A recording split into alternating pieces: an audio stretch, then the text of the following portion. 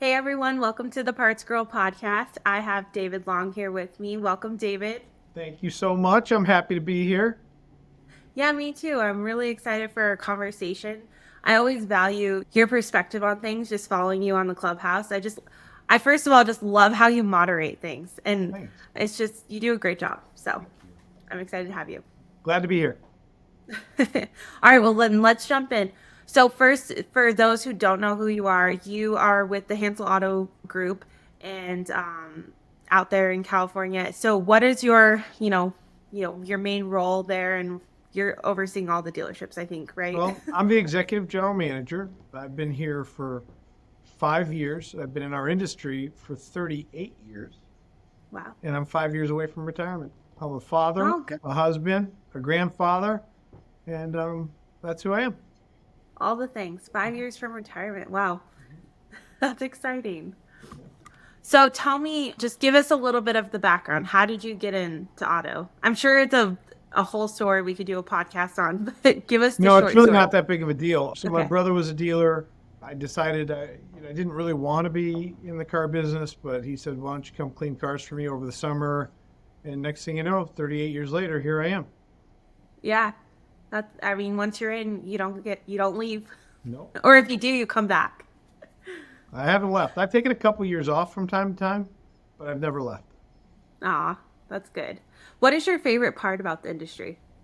Well, this part right here, I don't really like cars. I've never known much about cars, but that's my favorite part. The people. Aw, yes, the people. People. So when Liza came up with that and our soda count kind of adopted it, I'm like, that's it. That's why I'm in the car business because I love people. Well, that's why I'm in the people business that happens to have cars. I should say it that way. That's the perfect way to say it. And, having you on the show, I really wanted to talk about just kind of the industry and what's going on. Because going into this new year, I can't believe we're already in April, right? I had to look at the calendar. Um, but it's a different kind of mindset from last year. Like last year was just you blinked, it was over. Now it's going fast, but there's just a different mindset. So I wanted to get from your perspective, what are you guys doing to, adapt to all these changes, and, are you guys scared of anything? Well, I'm always scared. I've been scared for 38 years. Fear is my main motivator. I'd like, a lot of people tell me that's the wrong motivation, but I mean, I always think there's somebody out there working harder, somebody out there that's better, somebody out there that's smarter. So I never slow down. But as it relates to the industry and the changes and what I specifically am fearful of is not controlling the narrative of my team, not helping my teams understand the magnitude of the market that we're in. Mhm. Right? I think there's still a lot of teams out there that have you ever seen or read the book Who Moved My Cheese? I've heard of that book. Yeah. So for any listeners that have not, there's 11-minute or 13-minute video you can get on YouTube for Who Moved My Cheese. It's a really great 13 minutes. I still think there's a lot of hem and haws that are waiting for Cheese Station C to come back, like for people to just come back and pour more buckets of money on us, for the job to get as easy as it was for 3 years. It's not only not coming back, I think it's going to be increasingly more difficult and Yeah. require a lot more time and attention than it did even in 2019. Hmm. Yeah, because looking back, everyone was so scared, and there was a lot of going on then. But we continuously had the best years over and over, and sales and everything. But it's a different type of we can't compare. You can't compare last year to this year because it's so different.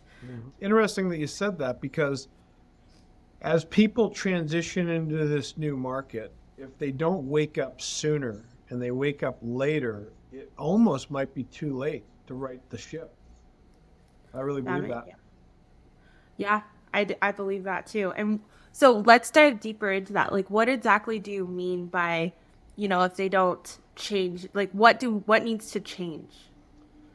One, the way we manage our business and our schedules and our cash, that needs to change. The focus that we have on turning cash quickly and managing our money the way we didn't have to even think about when we had more floor plan credits than we did charges, when we had interest rates that were at a record low, when inventory levels were at a record low. I mean, when parts were hard to get, like all the things that were difficult were really a blessing in disguise. However, now that the floodgates are back open, I think people don't have the discipline to say no. Like my manufacturers, I am not their favorite person right now because I was probably the first and only person to say no to any kind of allocation. Okay. Right? So Yeah. it's just a different, more disciplined approach that needs to be taken in every department, but especially the way we manage our cash. Yeah. So then when it comes to managing the cash, do you think that just cutting expenses is the answer? Because you always have to look at expenses, right? Like I know that's what we do in our business. Even in your life, you have to look at your expenses but Yeah, and it's interesting you say that because as an older guy that's ready for retirement, if I made a lot of money, I spent a lot of money. And then as I matured emotionally as a man and as a leader, as a business operator, just because more gross was being poured on us, I didn't artificially inflate the expense. mhm. Right? So if right now you're having to run and change expense structures, like you should have changed those because there's always the right indices. The indicators are growth per employee, productive versus non-productive, all the things that the disciplines when you didn't need them, if they were in place, you really made a lot of money. It should be the same now. Does that make sense? Yeah. So it shouldn't change no matter how much more money you're making, it shouldn't change. No, because if you have your ratio in line, your productive, non-productive, and the productive side is on a variable pay plan. As grosses go up, so does comp. As grosses go down, so does comp. Yeah. Right? So it really shouldn't be unless you overstaffed or layered a bunch of people, non-productive, and I know people don't like to be called non-productive, but non-revenue generating positions, you should be fine. Mhm. But if you're not fine and your house is not in order, I say that would be one of the first things I'd do. Is to look at the expenses. To look at, but not just the expenses, like personnel expense, advertising expense, floor plan expense, the Mhm. variable expenses. Yeah. And what about fixed? That would same thing applies. That's what I was Same. talking about actually. Okay. You're the parts I heard girl. variable. I'm sorry, what? You're the parts gal. Of course we're talking about fixed. I didn't even know we were talking about variable, but no, I'm just kidding. But the same thing holds true on the sales side as on the parts side and on the service Mhm. side.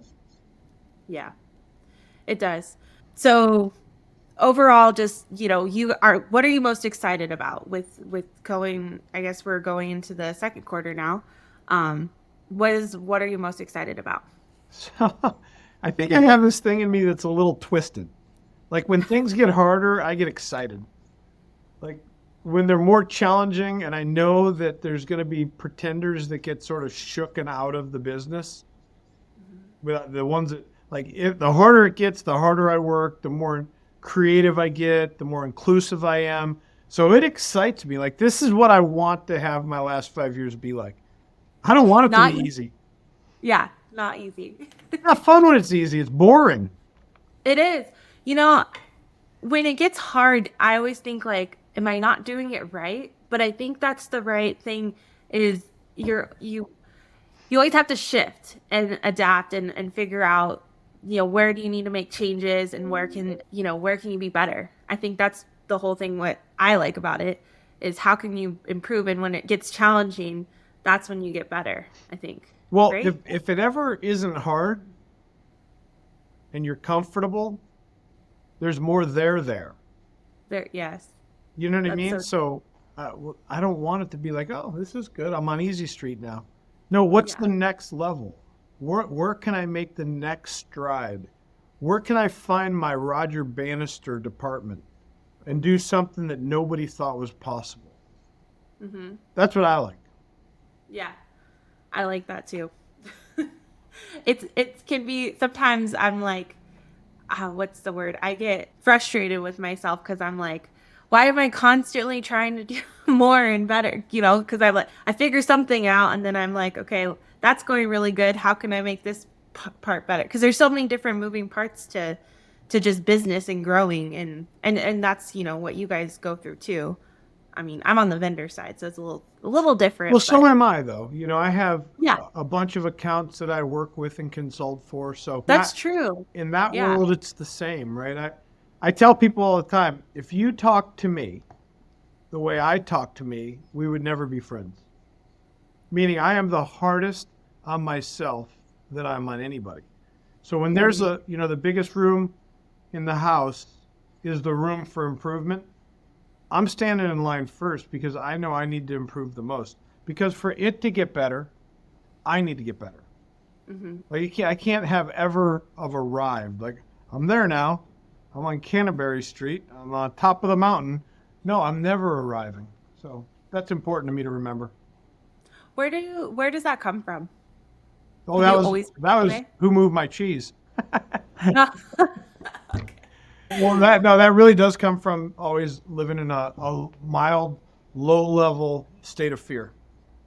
Not Okay. fear like I'm going to lose everything or fear like, but like I know there's more there, and I'm afraid if I don't do what I need to do, somebody else is going to get it. That's competitive. I want to win. I want to win. Not because I need more, want more, not because I'm greedy, but I just like winning. You just like winning. Yeah, it feels good to like. Yeah, I get that. That makes me think of my daughter. To get her to do things, we have to like make it a race. Like, cause she doesn't want dad to help her with anything right now, so he's trying to help, and he's like, "This is last night." He's like, "I'll race you to go brush your teeth," and she's like, "Go on." I'm like, "Okay, everything's a competition." I love that. She's going to be successful. I hope so. Well, she has you for a mom, so she has a good head start. Oh, thanks. But I think that just being competitive, it's not a fear thing, I don't think. I think I get what you're saying when it's like, okay, you're afraid that someone will get there before or whatnot, but I think it's more of like, it feels good to win. It does, but I And mean, even when I was playing sports for many years, before the game, I was nervous. I was scared that I wouldn't perform at the level. So I think that sort of anxiety, that sort of what I would call dissidence, made me mhm, perform at a higher level. Right? It made yeah. me dial in. That's where the word in my family game face came from. That's where it's game time, game on. Like it is game on. If I leave my family that I love more than anything in this world, I am not coming here to watch cat videos. Like, we got something to get done, and we're going to Yeah. get it all done as much as we can get done with intensity, with integrity, with focus, and with discipline. So with losing too. So I think there's value in knowing how to lose because you're not really losing. You learn from those like, you know, you might be losing. I don't know if you're agreeing with me. But like, what am I trying to say? Like when you lose, There's value. But you know what there's value. and I hope I don't throw you off track, That's okay. but I gotta write it down. I hate losing way more than I love winning. Okay. Like when That I makes sense. win at a really high level, I think about it for about 30 seconds. Hmm. When I lose, I think about it for like 30 days. You know what I mean? Like, there's Yeah. no comparison between how happy I get when I win and how ticked off I get when I lose. I feel that. I definitely feel that. Especially being in sales. I get talk about it for days and everyone has to hear about it. Yep, no doubt. Oh man. Okay, so what advice did I already ask you this? What advice would you give someone starting out in the industry? It's not popular and it's unconventional and it probably doesn't make sense to most people. But you can't be a toe dipper. You got to go all in. A toad dipper? Like a toe? Like your Toe, like your toe? toe, like dip your Oh, I toe think the in. toad. Let me see what it's like. Let me just dip my toe in. Yeah. Like I've never, not one time ever in 40 years, 38 years of doing this, have I ever seen a toe dipper make it. or I'll give it a try, or let's see what this is all about. I've never seen those people work. Not long term, not succeed at a high level. So I call it burning the boats, right? Like if there's trapdoors and other options and things else you're thinking about and distractions, and then you're wondering why you're not succeeding at a high level, I believe it's like an airplane. If I'm going to get a 747 off the runway, I can't just taxi around the runway. I've never seen a 747 with 100 souls pull up and get to Chicago from San Francisco. Like it has to be intentional, put a lot of energy, know where it's going, fly into the wind. Like there is a lot that goes into it. So when I see people tap out, I go back and trace like where did it break down? It broke down before they started because they never started. So that's another tough thing too, is like when you hire, what if you hire the wrong person? And at what point do you not give up on them, but like decide, okay, this isn't the right, or I think a lot of shifting happens. Like, okay, they're not good at that role, but they might be good at this other role within the dealership. Yeah.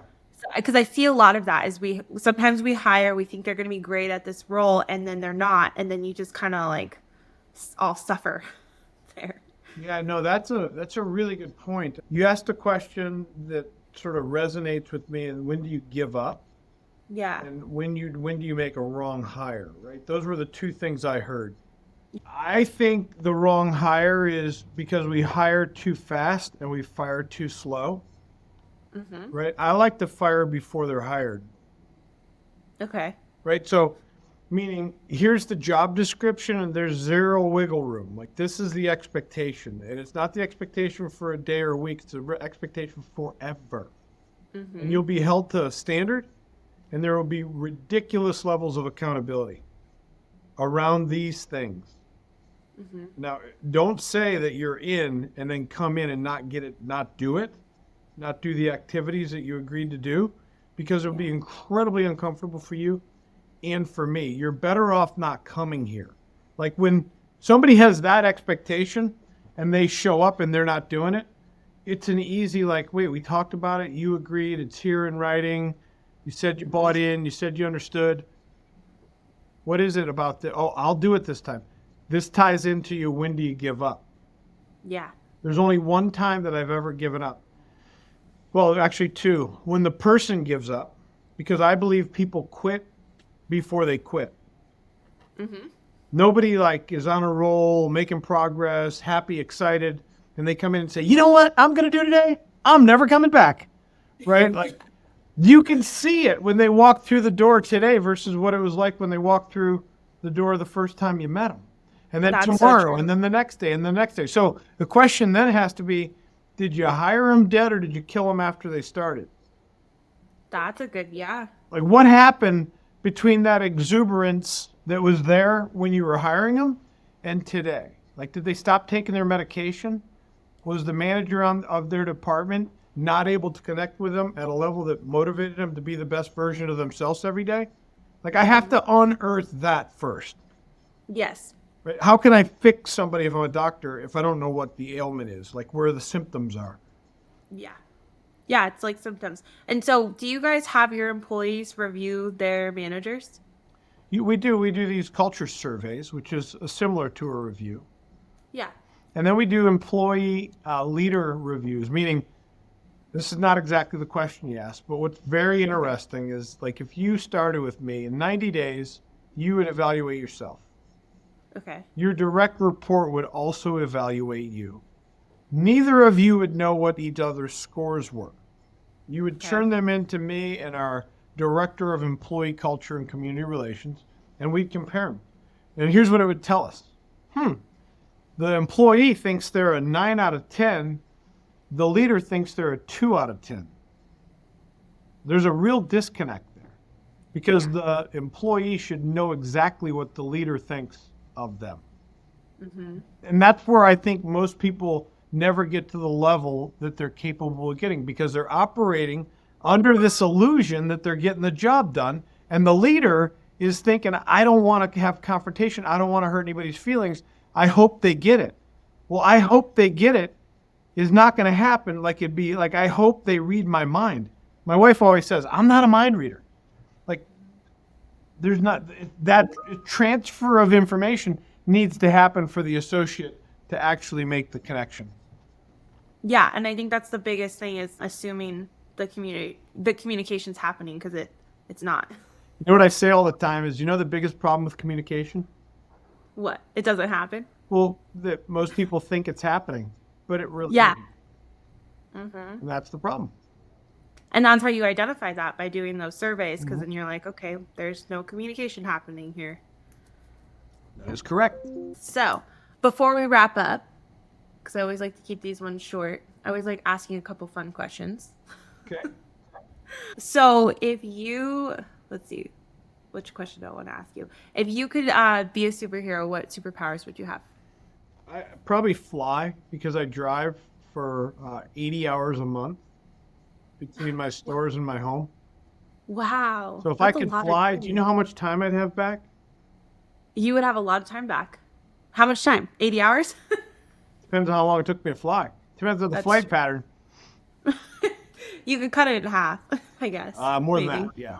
More than that, yeah. So then that leads me to my next question. Since you do a lot of driving, what's your driver? What do you like driving right now? Even though you don't like cars. You Yeah, said you so it don't really doesn't matter.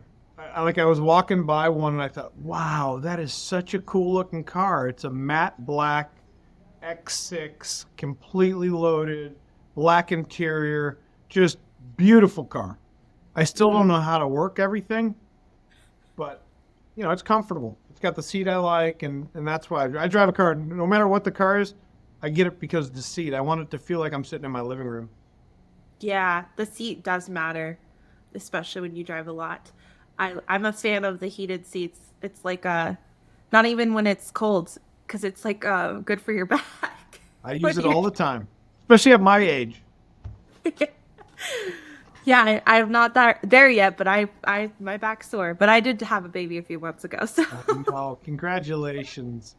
thank That's you. awesome. Yeah, it's been really good. He's a really easy baby for the most part. Is it I number was one or very- is it number two? number 2? Good for you. And a girl and then a boy. Girl and a boy. Good for you. That's Yep, awesome. that's it. That's it. That's it. Good for I'm you. good. Congratulations. What are their Thank you. names? Trinity is the oldest, and then Aiden. Beautiful. That's all. So cute. And you have kids, right? I have grandkids. I have kids and grandkids. Wow. Tell me about that. Yeah. How is that? So How long have you been a grandpa? 3 years. Oh, So 2 That- girls, a boy, and 2 grandsons. oh, cool. And 2 dogs, 2 cats, 2 birds, and a horse. Wow. That's a There's my lot. horse. Oh, that's very cool. So then you ride. That's not me. That's our daughter. That's our middle daughter. That is definitely not me. She's a rider then. Yeah. Aw, that's really cool. Yeah. I'm a fan of horses. I never owned one, but They are they're great. special.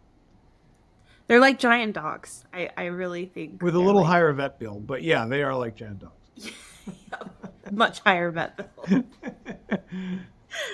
Okay, so anything else that you want to add to just, add value to our listeners? Is there any special mantra or any special thing that you tell yourself every day just to kind of wrap it up? If it was a mantra, it's been something I've been saying to myself for 30 years. And it's around my constant thought of others and what I need to do to help them become the best version of themselves. I find that the more I pour into people, the more blessed I am. So that's where the pandemic of positivity came from. That's where all those yellow pucks came from. Right? I don't do it perfectly, and I'm very intense, and sometimes intensity sometimes is perceived as what? I think it can be overpowering. Maybe sometimes people don't want to hear the help, maybe. I don't know. No, my whole goal is to find that balance and be able to bring out in people what they're not sure is even in them. Yeah. Somebody believed in me enough to help me to get where I am. I could have never done that on my own. So I'm hopeful that I can help others do that for themselves. Yeah, I think you're doing that. And I think that's really special. Because when you look back at the people in our lives, especially at I'm where I am in my life, I'm so grateful for the people that saw something in me, because they want to be where I am. Mm-hmm. So it's a good thing, and yeah, it's a good feeling to help people too when you can, when you have that talent or that ability to help, just to help. Yeah, So I totally agree. That's again, and in closing, what I would say is the pandemic of positivity. Just about there's never been a time in history, I believe, that kindness, compassion, and being loving towards people has ever been more important. I think hmm people are suffering. I think people are in a lot of pain. And if nothing else, it doesn't cost you anything to be kind. So it that's it. doesn't.